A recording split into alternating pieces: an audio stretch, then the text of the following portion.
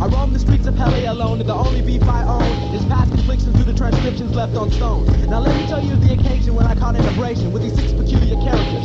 See, it always happens when you least prefer. A test of your true skill occurs. See, I was sitting, maintaining my own realm as God tends to do, when I was approached by 3 times 2 idiots who called themselves the crew. They were joking and provoking me, not knowing soon that they would be choking on their own words. But with every decree, they labeled me a whack MC without the proper inquiry. And when they finally surrounded me, I felt nothing but negativity, so I reacted the only way known to me, lyrically. I took them rhyme for rhyme, even 2 at a time, and even when I didn't rhyme, they displayed their own lack of ability and utter futility of battling me. So they were forced to break into their written routine description. They still got ripped.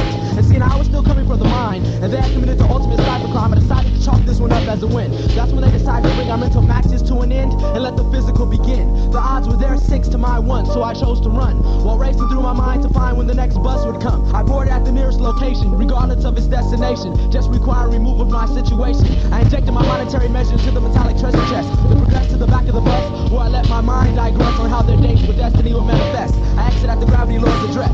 See, I called him before, so when I gave 3 knocks on the door, he emerged with the artillery I needed for my one-man war. Alright, man, this is how it went down. I was just chilling, waiting for the bus, you know? Just relax and listen to my Walkman.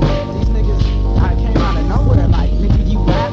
Nigga, you wanna battle? And I was like, alright, man, you know? So we started up, you know, I was freestyling. Then they started breaking into their written rhymes and shit, and I was still ripping the niggas off the head, putting it down for the cabin, you know? Then, you know, they wanted to fight and shit. And it was 6 of them niggas, so I'm not even gonna lie, you know, I ran and shit. I got on the bus, and that's when I called you from the corner and told you what I needed, you know what I'm saying? Let me see, where they stay? Drop me off right here. Alright, man, peace. About to do these niggas now. I entered through the cellar with a rusty propeller-like object, sharpened to perfection. I was standing behind my first victim. He was in the washing section, holding his doctor, standing in erection. My weapon made a connection at his neck, severing his vocal cords before he could scream. His head fell to the floor, feasting its eyes on a trivial excuse for a human being. I was halfway upstairs, then ran back to rummage through his pocket to remove the cream. Then I continued to maneuver upstairs to where I could handle the rest of his team. The next 3 were sitting watching TV, so I moved into the hallway where they couldn't see me. I opened up my backpack to extract the accessories needed for my second phase of attack. I pulled up a black tube, injected a poison dart, tainted with a chemical guaranteed to rip his circulatory system apart. I inhaled, then exhaled, hit him in the vein leading directly to his heart.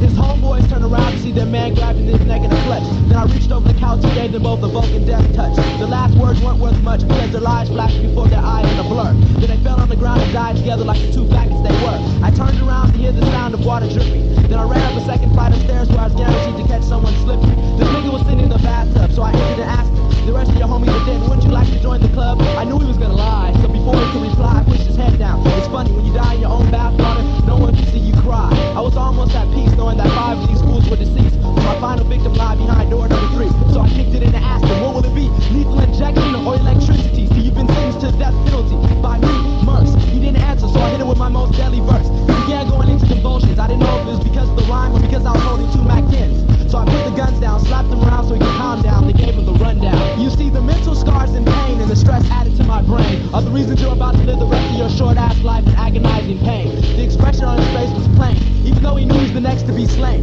Because he could look into my eyes and see that I was completely sane, and then he pleaded for his life would be in complete vain. He gave me a final look, but before he took his last breath, I pulled out a bag of rocks and I stoned him to death. The nigga laying there like a fucking newborn fucking baby, guy. Word up. Is he fucking dead? The fuck you mean is he fucking dead, guy? Fuck you think? The nigga laying there with his fucking, all types of fucking blood coming out of his fucking face. Yo, I'm sorry.